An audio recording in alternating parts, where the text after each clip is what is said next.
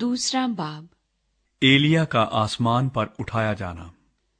और जब खुदावंद एलिया को बगुले में आसमान पर उठा लेने को था, तो ऐसा हुआ कि एलिया अलीशा को साथ लेकर जिलजाल से चला। और एलिया ने अलीशा से कहा, तू जरा यहीं ठहर जा, इसलिए कि खुदावंद ने मुझे बैतेल को भेजा है। अलीशा ने कहा, खुदावंद की हयात की कसम और तेरी जान की सौगंध, मैं तुझे नहीं छोड़ूंगा। सो वो बैतेल को चले गए।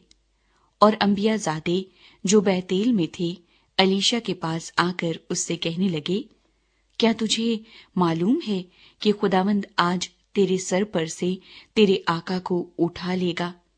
उसने कहा, हाँ, मैं जानता हूं, तुम चुप रहो। और एलिया ने उससे कहा, अलीशा, तू जरा यहीं ठहर जा, क्योंकि खुदावंद ने मुझे यरीहो को भेजा है। उसने कहा, खुदावंद की हयात की कसम और तेरी जान की सौगंध, मैं तुझे नहीं छोड़ूंगा। सो वो यरीहो में आए। और अंबियाजादे जो यरीहो में थे अलीशा के पास आकर उससे कहने लगे, क्या तुझे मालूम है कि खुदावंद आज तेरे आका को तेरे सर पर से उठा लेगा? उसने कहा, हाँ, मैं जानता हूं, तुम चुप रहो।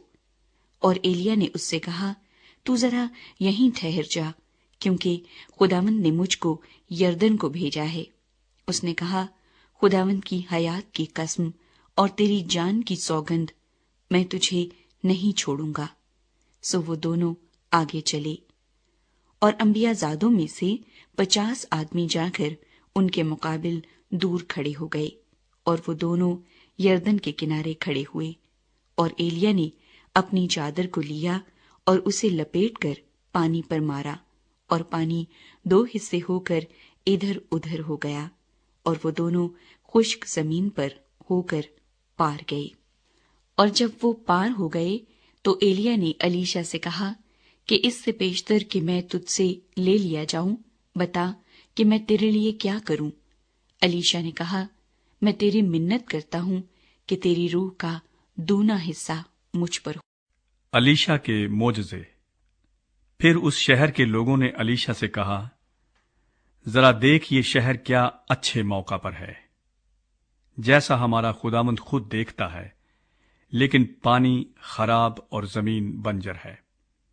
उसने कहा, मुझे एक नया प्याला ला दो और उसमें नमक डाल दो। वो उसे उसके पास ले आए। और वो निकलकर पानी के चश्मे पर गया, और वो नमक उसमें डालकर कहने लगा, खुदावंद यूं फरमाता है कि मैंने इस पानी को ठीक कर दिया है, अब आगे को इससे मौत या बंजरपन ना होगा। सो अलीशा के कलाम के मुताबिक जो उसने फरमाया, वो पानी आज तक ठीक है। और वहां से वो बैतेल को चला। और जब वो राह में जा रहा था, तो उस शहर के छोटे लड़के निकले और उसे चढ़ाकर कहने लगे, चढ़ा चला जा आए गंजे सर वाले, चढ़ा चला जा आए गंजे सर वाले। और उसने अपने पीछे नजर की और उनको देखा, और खुदावंद का नाम लेकर उन पर लानत की। सो बन में से 2 रीछनियां निकली, और उन्होंने उनमें से 42 बच्चे फाड़ डाले। वहां से वो कोहे करमिल को गया, और फिर वहां से सामरिया को लौट आया।